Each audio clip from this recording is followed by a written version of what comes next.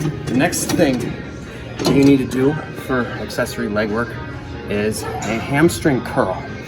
So you have seated machines for these and laying machines. Laying is more difficult. You do want to do both, but I would say predominantly you should do laying because it's more difficult, right? They both work the hamstrings a little bit differently mechanically because of the position that you're in. All right, but this one is, I consider to be a little bit more optimal.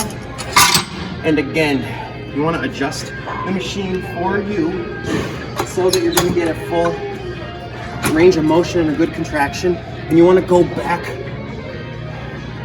You want to curl it until it touches your hamstrings or your butt. Okay? And try not to go down until the weight gets set down at the bottom. Okay? Keep the tension. All right, and really give your hamstrings a great workout because they do not get the same workout on squatting and leg press as your quads do. So they need some extra attention. All right?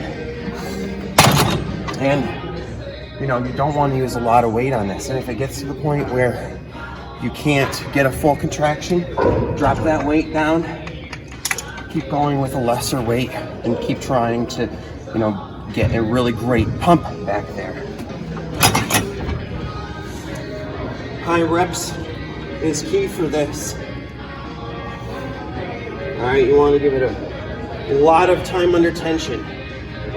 Make sure that every rep is standardized and high quality and that you're getting a really maximal squeeze at the top.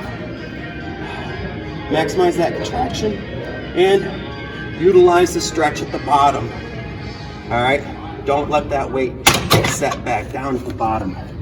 All right, that's how you build really strong hamstrings, which are so key for athleticism.